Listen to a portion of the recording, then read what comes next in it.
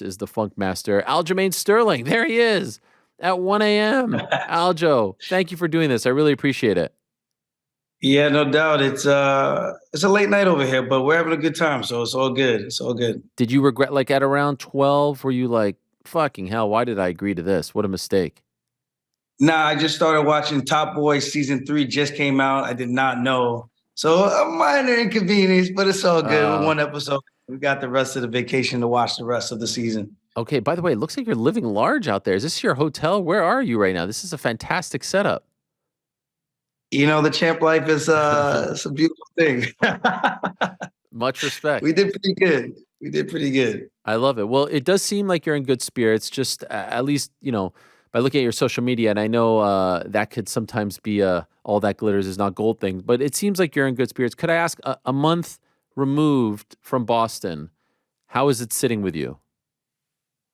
I mean, it's fine. Like life goes on, but other than that, I mean, I still feel it was a strange, like the whole thing. It was like after the fight, it was kind of like a relief to just be like, thank God I'm done. Like I got a break.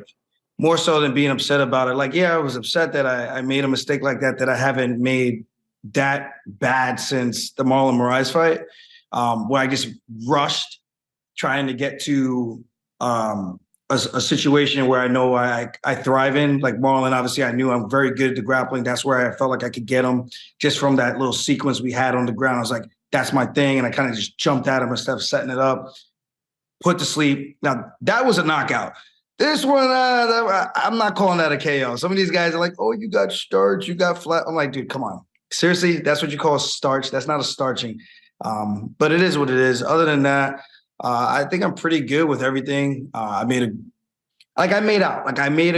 took a chance. I rolled the dice.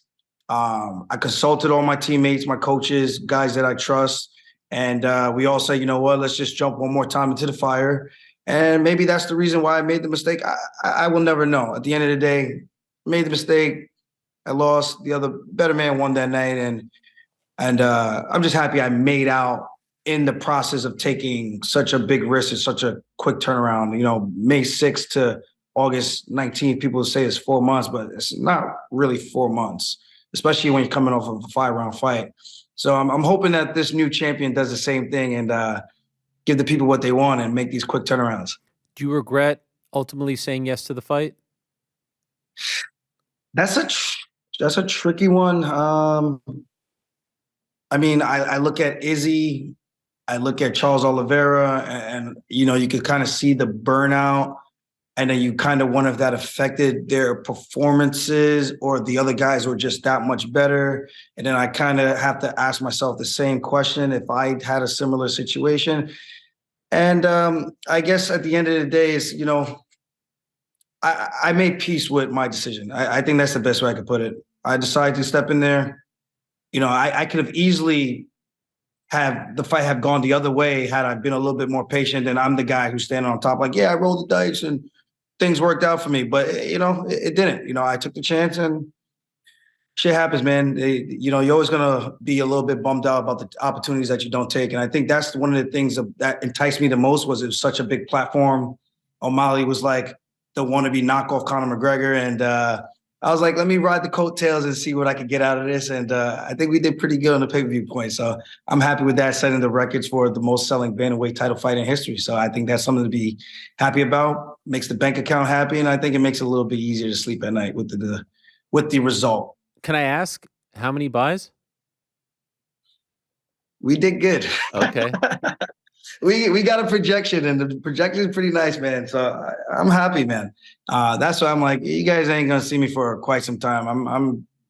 This is a much due vacation needed for a very long time. And I know when you look at the paper, it looks like, oh, you had such a big break. But guys, I think what people are missing is what goes on behind the scenes. When you're offered a fight date, and then that fight date gets kicked down the road. So you start a training camp, you stop the training camp. So you're constantly training without actually taking a break. So on paper, it looks like, well, you didn't fight from April to October against Piotr Jan, then TJ Dillashaw. when really was I was supposed to fight TJ in July, got moved to August, then got moved to September, then got moved to October.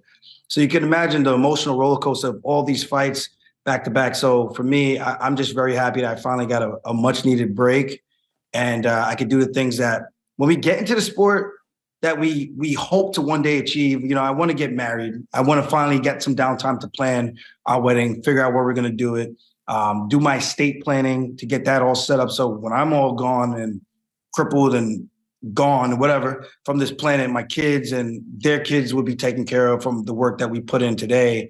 And obviously, I got my Funk Harbor company. Yes. The rum release coming soon, mid-October. So guys, be on the lookout for that. So I've got an opportunity to do a lot of things on the back end now. And I've been partying hard, baby. I'm not gonna lie. I only drink and I only smoke weed. So guys, don't think I'm out here sniffing the. Okay. You know, I don't do the yayo. I don't do the yayo. I just smoke a little God's green earth of the God's green plant.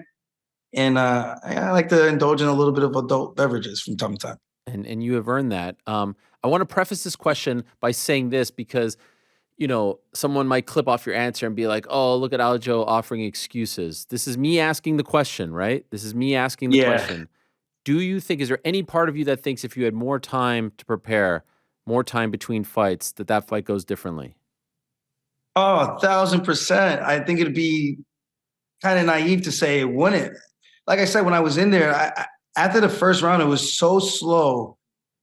I was just like, if this guy's just going to run around the whole time, there's either two things. I could do the same thing and just make it an Izzy Yoel Romero fight, a Collar Esparza, Rose Namajunas fight where both people are just looking at each other, Izzy and Jared Cannonier. There's been a lot of duck fights like that when, you know, it's high rewards, you know, high risk, high reward, but no one wants to make that first mistake.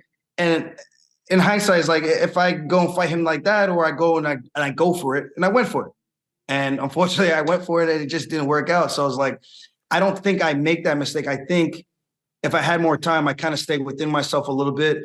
So I hope the fans do understand that. I just think from the pressure getting in there again so soon, I think a lot of it all culminated to a point where I was just like, I just wanted to get the fight over with.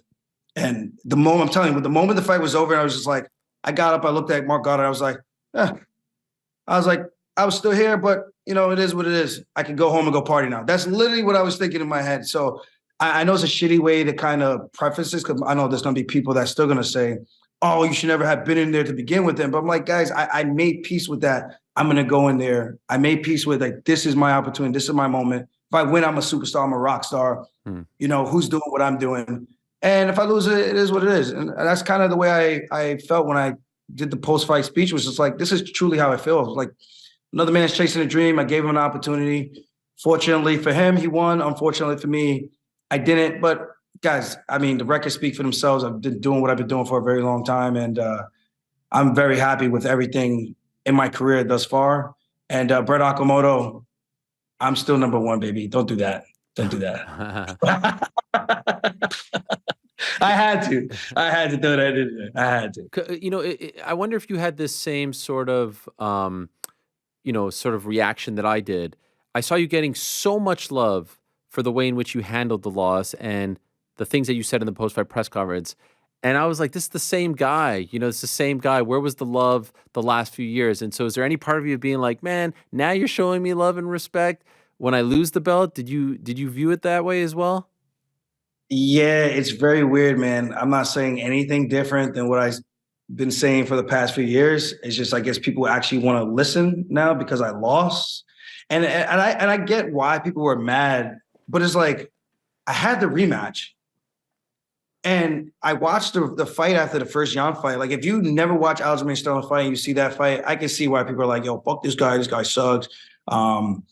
I watched that and I was like, damn, that was a terrible performance. And I explained ad nauseum why already. That just wasn't my best performance. But if you've seen all my other stuff, you could be like, okay, maybe it was an off night. I had an off night. And fortunately, I got kneed in the head. Unfortunately, that shit really did hurt. And when I go back and I watch it, I go like, I can see why people are thinking I faked it. And then I can see why people thought I posted pictures because my teammate posted pictures. I never posted pictures. And here we are again, Ariel, talking I about this know, I know. Don't half do that. years later. That's It's not what I want. insane. That's not what I want. That's not what I want. I was just thinking that so you were showered with love and respect afterwards, and it's because of the way in which you handled the loss. And I thought that it was a little bit funny that it's coming now after loss, as opposed to some of the big wins that you've had as of late. Yeah, I mean, it is what it is. I think people just kind of they got their favorites. They got the people that they kind of love to hate, and I think I kind of fall on either side of the spectrum. And yeah, I maybe talk a little bit of shit, but you don't hear me going like, I'm gonna knock this guy out. I say what I'm gonna do. I'm gonna take that ass down, and I'm coming for that ass. That's just what Yeah, I yeah, do. yeah. You know, that's my style, my game. I'm true to myself. And if you don't like it, yeah, send somebody out there to do something about it. I mean, they did, Yeah. unfortunately, but we'll be back to correct that soon, hopefully. Can I ask you about the Yeah, relief comment? The word relief. Do you feel that way? Because let's be honest, there was butting heads, and there's like and does it just feel like, okay, maybe now that I don't have the belt, I don't have this bullseye on my back, I don't have to be in such a contentious relationship with the promotion and the fans? nah, I talked to Brendan Loughnane about this too, and it wasn't really any pressure with the belt. It was more the kicking down the road of a fight. It's like if you give me a date, let's keep the date. I always show up, right? Except for the October thing. I had a neck surgery, guys. Give me a break. Give Mhm. me a break. I had a neck surgery, replacement of my of a disc in my neck. That's not easy to come back from. So every other fight, I make it. I make it to the dance. So my thing is, you give me a date, I'm gonna show up. But if you give me a date, you constantly keep changing it. Yeah, you get kind of dragged and run through the mud a little bit, and it's exhausting, man. Like you can train, you can fight, you can compete, but you can't be in a training camp for 12 months. You just can't do that. You can't be doing PT, physical therapy, and doing all these strength and conditioning things, cardiovascular stuff all the time, and then doing the wrestling trainings that I do and sparring. It's a lot, man. And I wrestle. I'm not like Sean Strickland, just sparring four or five times a week. He's a madman. That guy's just built different.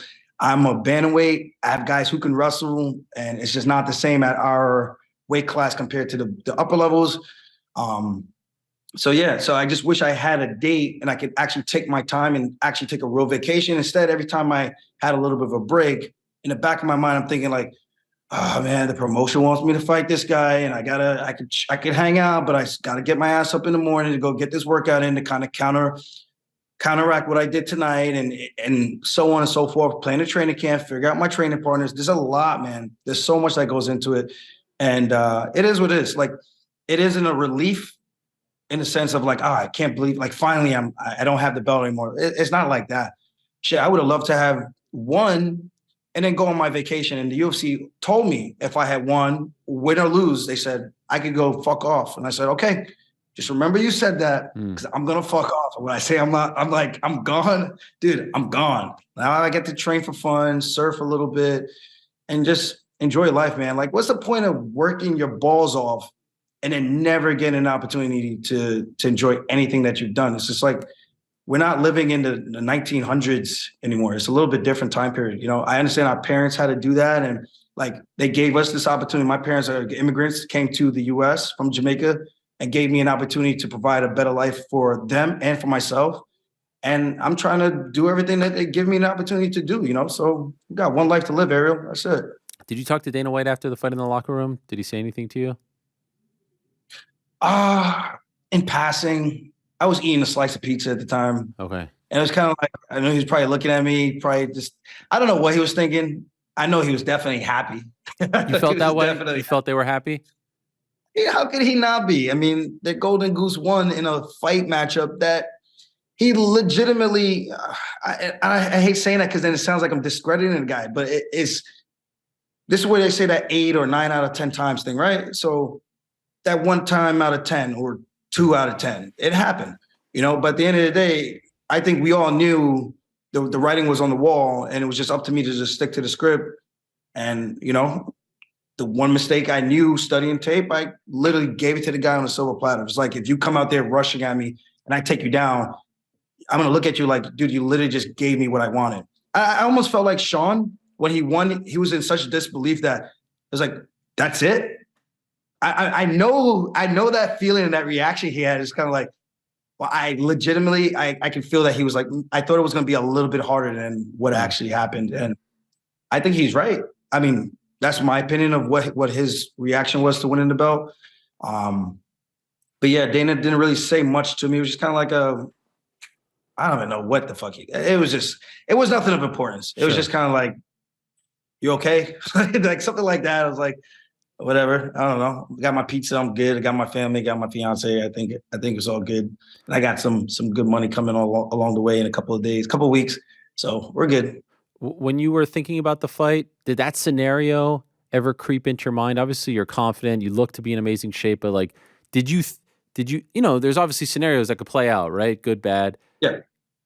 That one, were you fearful of that one? Were you thinking of that one a lot? Or were you so supremely confident and the odds were very much in your favor that you never even thought of the possibility of that happening? Every single fight, every single opponent, I think about the ways that they can win. I think about the ways that I could lose. Um, Good or bad, I just think about all the possible scenarios, whether it's a point fighting contest or I got them against the cage or they got me against the cage, they take me down. How do I get back up? If I get stuck in a guillotine, if I get rocked, what am I going to do in terms of recovery? How do I stay in the fight so that the ref doesn't jump on in and stop the fight? So this was definitely a similar situation where I knew his biggest threat would be throwing those long front kicks. And even those were like, they're more annoying than they are like, as long as you stay flex, you're fine. If you're not flex and that thing hits you, that front kick is going to put you down. Because the long crosses, the 1-2 from southpaw and from orthodox, mainly when he hits a step back, when the guy's pressuring forward. And literally the one thing I visualize, like, okay, he catches me. Now I got to figure out how to recover. I literally did this. I literally like did exactly what I said. Okay, if this happens, that's not a good sequence. But it was one of the scenarios I saw, and one of the ones we kind of, well, for me internally, kind of worked my way through it. And it just sucks that it is what it is. I didn't get a. I know people are saying your head was bouncing off the canvas. I'm like, show me where my head was bouncing off the canvas. Like I read the comments. It was more for like just to kind of see what people think of the fight, just to kind of get an assessment. And instead, because there's one thing to think what you think, and there's another thing to see the perspective of others, even though they're not professional athletes. But it's still good to see how the common average Joe thinks. I mean, the main case scenario is that meathead Bradley Martin, Mr. 260. Guys like that really do think like that, and it's interesting. So to answer your question, yeah, I did see that as one of the scenarios, and in the visualizations I've had, I found a way to kind of fix that situation. But unfortunately, in the fight, I didn't quite get I didn't get enough time, in my opinion, to kind of try to sort through it because none of those shots put me out where Cheeto hit Sean. He literally went out. None of those shots did that to me where it's like, okay, this is where you should stop the fight, where this is like a legitimate argument. Like, no, you were absolutely done. That I was still moving, still fine, still coherent. Got up, did a perfect interview. And it's just one of those things. It sucks, but I got to talk to Mark Goddard in Sydney, and we're supposed to have like a little sit down just to kind of get a little bit of a better understanding of what he's looking at and whatnot. And it was all respectful. I told him, I was like, dude, you got a very tough job.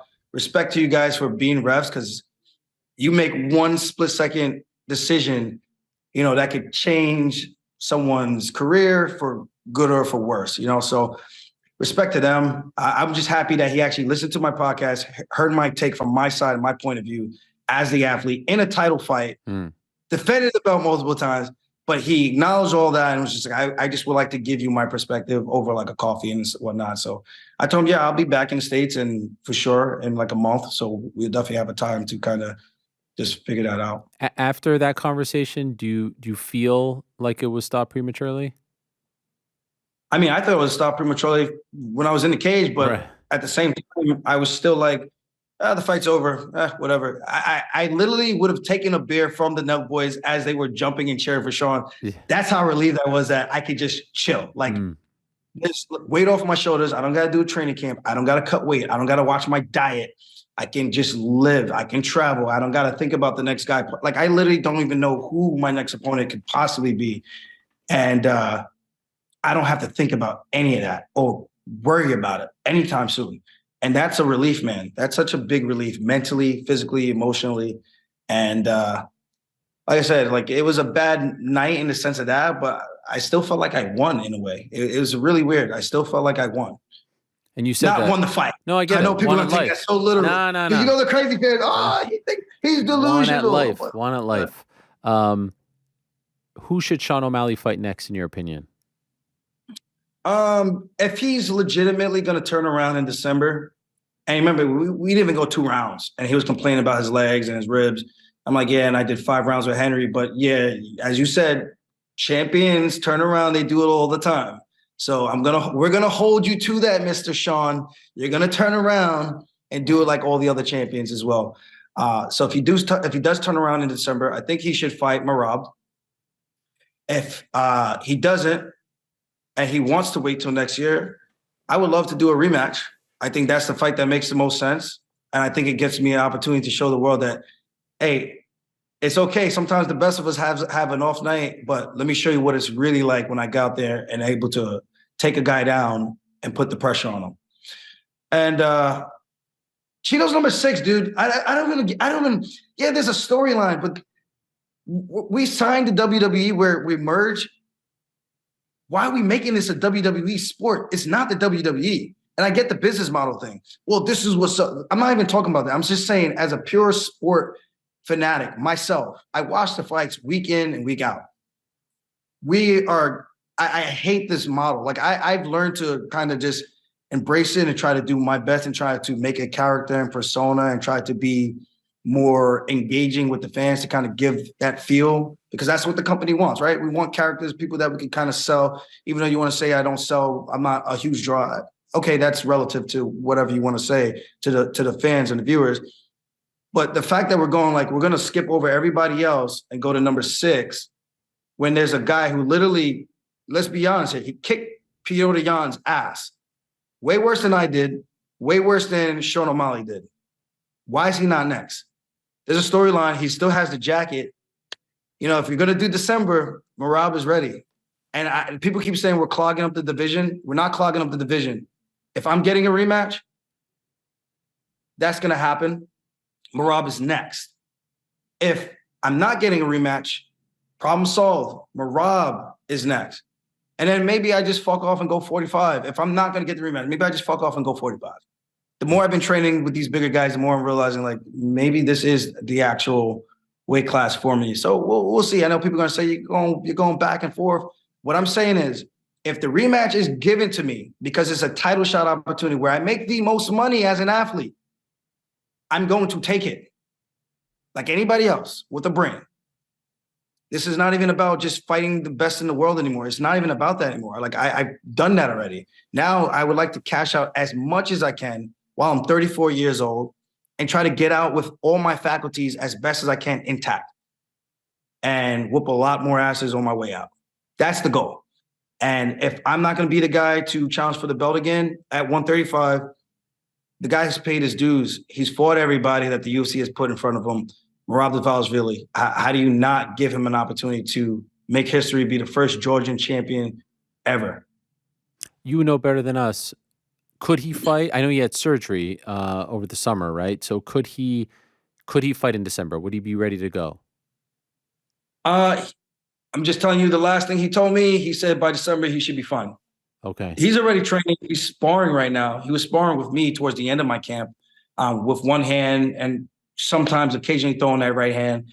And he was doing fine, you know? So I think you give him 2 more months, I think he'll be more than ready to go. You know, I had a hand surgery and it's not easy to come back from when you have those big ones. I know he had a pretty gnarly one, for lack of better words. I don't know if like a minority term for gnarly is like such a white boy thing to say. Yeah, but yeah, he had a pretty big surgery with his hand. So I think he'll be fine for December based on what he said, based on what I see him do in the room and still torturing everybody.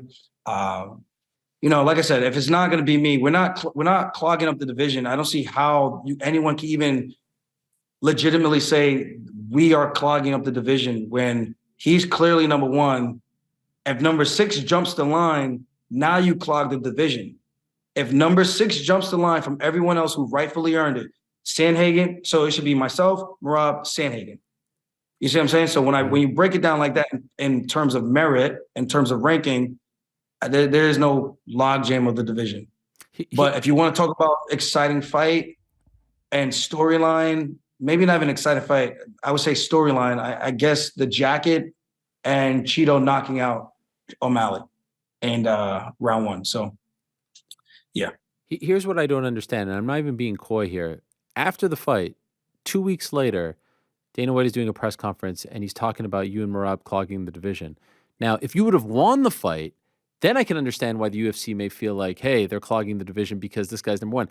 In my mind, I'm like, okay, problem has been solved. There's a new champion. The champ isn't Funkmaster. Merab is not. Where's the clogging? And I was like, why are we still talking about this? This isn't DC and Kane anymore. This isn't GSP and Rory. This isn't Fitch and Koscheck. Like, he's not the champion.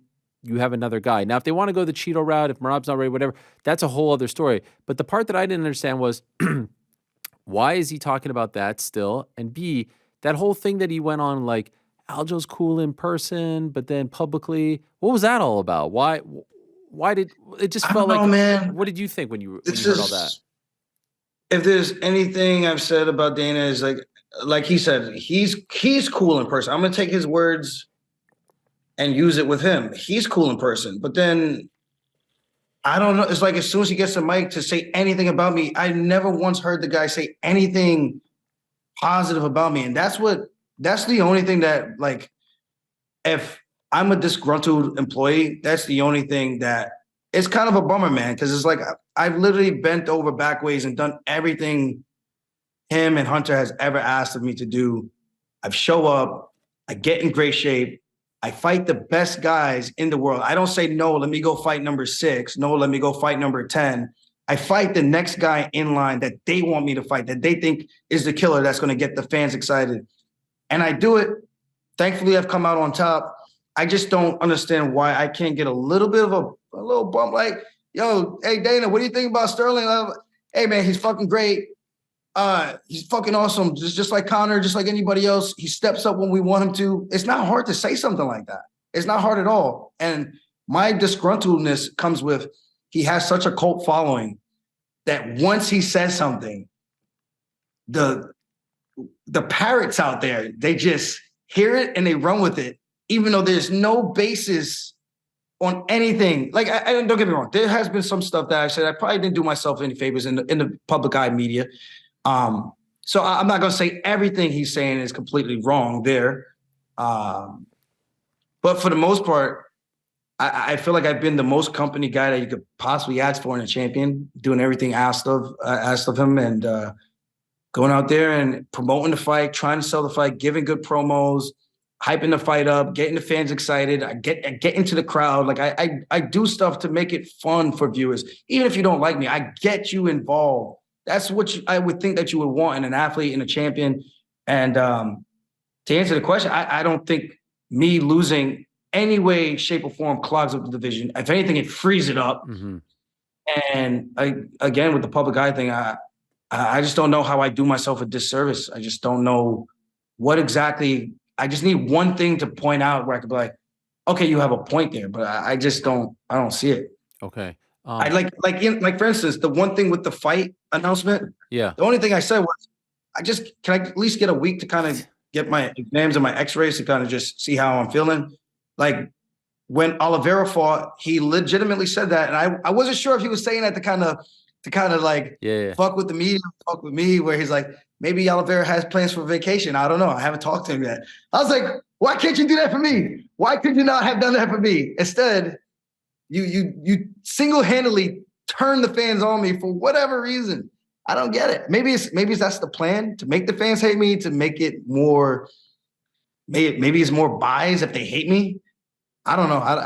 I don't know. I don't know if it's that deep, to be honest, but that would be actually I don't brilliant think it is if they either, were but trying to. benefit of the doubt. Yeah, yeah, yeah. By the way, just a couple days after the fight, and I'll let you go in a moment because I know it's getting late over there. I saw a photo of you that you posted, you and DJ. I think you ran into him in like a parking lot or a parking garage in Vegas. What was that conversation like? Can I ask? Because I think it was just a It few was days funny, later, man. right? Yeah, because we pulled into the parking lot. We whip it over. I'm driving the Highlander. He's driving the soccer mom car. Well, actually, his wife was driving. And I pull up, and he's doing a 3-point. She's doing a 3-point U-turn to park. And this guy turns his head, literally like that. He just turns his head. And the way he stares, and I just look, we make eye contact. And it was literally like a Pootie Tang movie. And I'm just like, and I just go, wait, babe, is that Mighty Bus? I started laughing instantly. He sees me, we make a connection. He's laughing, dying laughing in the passenger seat. I go, no, I'm parking right over here. I was like, you stay your ass right here. I parked right next to him. And yeah, we had a good conversation. And then we bumped into each other again while we were shopping. And we were just talking about fight stuff, business outside of fighting, um, how what would you call it? How narcissistic Henry Cejudo is. Not really him, more so me. But little jabs in there, and I was just like, I can see that. I can see that. Henry just the type of guy who would do some shit like that. We talked about possibly training, and what was the other thing? You know, he's got his protein bar company or any energy bar company. I told him about the rum. He told me to send him some. We exchanged numbers, and we talked about the burnout of literally just fighting, just to fight, and the mistake I made, of course. And then also us possibly fighting each other when I was a champion, because that was the only fight that really interested him. But now he's kind of like, well, now it doesn't really make a whole lot of sense. I'm like, let me get that belt bag in there. I might intrigue you. It might intrigue you again. But That's great. it was all good fun. He's a great dude, man. It was cool to actually connect with him. Cause I remember before I tried to make that connection, and I felt like, I don't know, because he was in the UFC, maybe he thought there was an opportunity for him to come back to 135, that maybe we couldn't be that cool kind of a thing. But this was back in like 2017 when we fought in Kansas City, Missouri together. I think he fought Wilson Hayes. I fought Taquino Mendez, O'Malley's jiu-jitsu coach. And I don't know. I don't know. But whatever. That's another story. We're cool. Okay. If it was okay, so if you can look in your crystal ball, when are you fighting again? At what weight against who? That's a tough one, man. I honestly, I really haven't given it much thought. Like, if I'm being 100% transparent with the viewers, I have not legitimately sat down. There's different ways I kind of to see this going, and it just depends on what I want to do with my future. And I really don't know where I want to end up. And I think that's what's so open-ended. I have a lot of opportunity, and that's at 135. I can keep just adding to the resume, stacking more wins, and making that long list of wins really, really hard to ever beat, and all ranked contenders. Or I could go up to 145, start a new chapter, start fresh, put on a little bit of size, not too much, just a little bit, and see if I feel different competing at a more natural way. Because we were talking about it. Right now, when I'm grappling with guys, Ariel, I'm telling you, I don't care how big these guys really are, even some of the best guys in the world. I can hang with some of the biggest and strongest men out there. And I think it's a testament to one, skill, and how strong I am outside of cutting weight to 135. I do feel when I cut down to 135, like, yeah, I feel strong during fight week, but it's like when I do that last 10-pound cut, that water cut, I feel like I lose a little bit of that get over here, you ain't going nowhere. You my son, hold my pocket. Like, I feel like I lose that. But I'm training right now. I'm drinking. I probably drank at least one drink every single day since the fight. That's not like the most proud thing to brag about. I'm just saying I've been having a good time. And I'm still training, still getting up in the morning, doing these grappling sessions and going with some big boys and some guys my size. And I'm doing really well. And it's kind of making me feel a little bit more comfortable. Like, man, maybe this is the weight that I need to be at. And it's not saying I can't make the weight. I can still make the weight. I've done it every single time. It's just not easy. I'm getting older. It's getting a little bit more difficult. And I do think I'm losing a little bit of what I can do in the room to the scale, if that makes sense. So next up for you though is a grappling match. Polaris, you were supposed to go up against Nathaniel Wood. Now it's Mike Grundy, correct? Man, Nathaniel, he backed out. Woo! Boo! Uh, Now I like Nathaniel. And that would have been a fun match because he that would have would actually engaged in grappling. There would have been some fun sequences in that. But now I got Mike Grundy, UFC vet, actually wrestled. So I think it's going to be a little bit different. I'm going to have to slow his big, strong ass down. He's going to come in with that wrestler strength. He's going to be naturally bigger than me because, he's obviously competed at a bigger weight. I don't think he can make 135. And I just hope he makes the match fun. I hope he's not coming out there to just not engage because then I don't want to do that. I just don't. I'll pull guard if I have to. Like, dude, fucking let's give the fans a show. I want to give the fans a show. So I'm hoping we go out there and get after it. I know he's got a good guillotine. I hope we get into some fun scrambles and go from there. And then 2024, ultimately, that's when I would like to make my return. And I think when my team and I actually sit and think about the positioning from just the logistics of everything. There's like some back end stuff that we kind of have to work through. And I think when we do that, it'll make it a little bit easier to figure out which direction we want to go. And then at 145, man, there's some good guys at that weight, but I haven't really sat and looked at them as like opponents, if that makes sense. So now when I kind of look at it through a different lens, it's going to maybe give me a different perspective on where I fit into that fold. And can I actually go up there, compete in the sense of take a punch, give a punch, take guys down, keep them down, and submit them, or get the TKO. So that's kind of the way I'm looking at everything. And then obviously mid-October we got the release of Funk Harbor. That's the most important thing that I'm most excited Yeah, I about. was just about to ask that. Date and where can people get it? It's going to be online, but we're going to have it in some stores. We just got to figure out which market we're going to go to first. That's a little bit more of the logistical side things. We got to figure that out. And but mid-October, you can go to Funk Harbor Rum website.com and sign up for the emailing list. You'll get the email when everything's out for the release. And this way everyone can kind of just get it first before it goes. Because we're going to do, I don't say a limited run, but there's going to be like some different releases that I think people are going to be excited about. This way it makes it fun, keeps it different and not just the same stuff over and over and over. But we will have that premium brand, and we're going to have that one that's going to be the staple. That's going to be the one that's going to always be the same. And then from there, so after Polaris, I'm going to be hanging out in London. So you guys might catch me on the ends, them in it. And then from there, big up on yourself. I go see my family probably in Brixton, and I think we'll head back to New York, help my fiance and her family move, head back to Vegas, and then we're going to Abu Dhabi to go watch the fights. Damn. And yeah, I'm on The Aljo World Tour. I'm going everywhere, man. This is what I've been wanting to do for such a long time. And I'm actually glad I actually can do it, still train, but train and have fun and stay safe and enjoy the time with people that I actually love. Well, you're the man. I really appreciate you doing this on vacation, especially, and it's so late over there.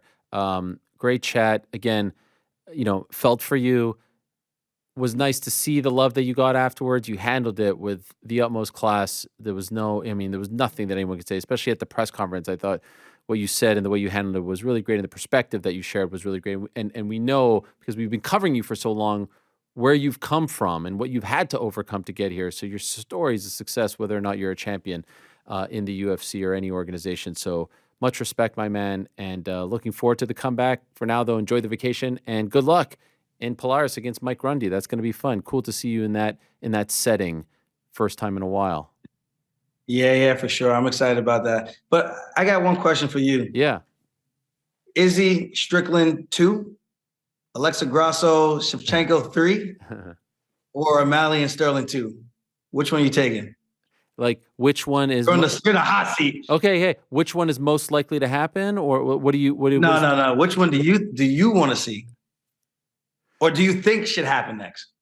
Oh, well, here's the thing. I think okay. Well, they're actually all very interesting. Valentina Grasso. Let's start with that because it's the freshest. I think that one should 100% happen because that was not a 10-8.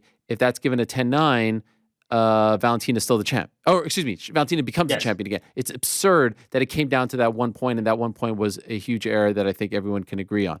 So that should happen. However, Valentina is going to have surgery this week.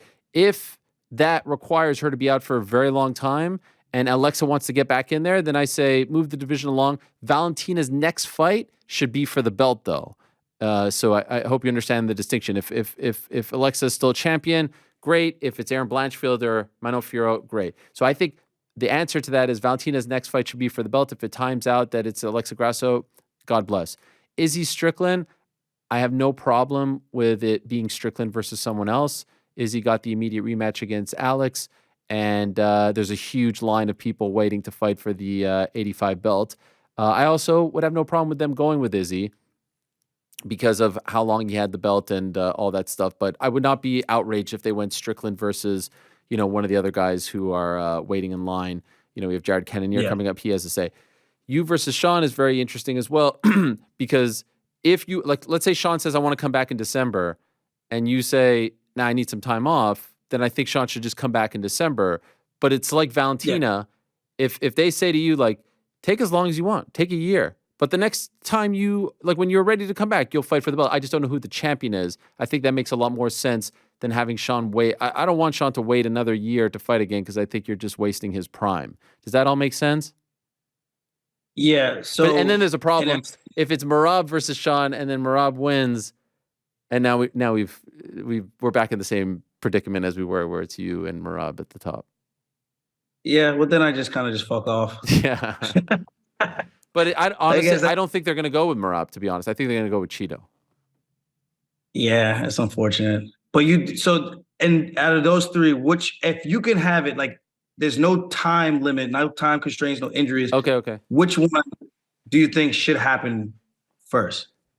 In your opinion, I'm just even if it's not me, I'm just curious. Valentina.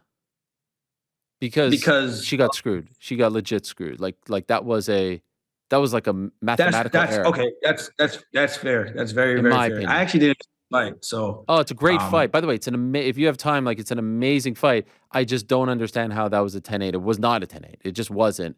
And I think that they have acknowledged that. They're doing a seminar today to teach the judges again what a 10-8 is. I think Nevada is doing a good job in that regard. But if that guy scores at a 10-9, she wins the belt. How crazy is that? Yeah. So essentially, I should have had a 10-8 against Piotr Jan. Okay, I just got it. I just making sure we're on the same page. Those 10-8s are weird. All right. No, all good. I gotta watch that fight. I was on a boat, so I'm gonna go back and watch that fight tomorrow, hopefully. But I'm just curious because it just seems like rematch season. So I just felt it's a slippery slope. It's a slippery slope, and everyone has a case. I really, but I also understand that because of the fact that they keep doing it, and sometimes I think they do it, too liberally. There's a fatigue, right? People want to see new blood, so it's a tough one. But I will say this in conclusion: I think it was fucked up that you had to fight in August. I said that.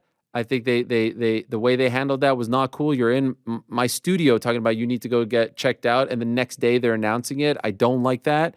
I think I had no problem with O'Malley fighting for the belt. I just didn't understand why it had to be August 19th. Why couldn't it have been September 10th or October 21st? Whatever it is, I don't love that you were forced to do that. As champion who's working in concert with the promotion, you guys should be working on the date that is best suited for you. And I don't like the fact that it didn't happen, and I would argue that most people wouldn't be put in that position. Yeah, I agree. I did ask for Abu Dhabi, but it is what it is. Anyway, we'll be stronger for this. Much love, Aljo. Enjoy. God bless. Smoke that God's green earth stuff for me. All right, one time. Tell Mike Grundy I'm coming for that ass, baby. There he is. Thank you so much. There he is, the Funk Master, Aljamain Sterling. Thanks for watching. We appreciate it very much. Hey, if you like this video, give us the old thumbs up. Subscribe as well. You could get many more of these videos on the channel, so please do that. We would love you forever if you did so.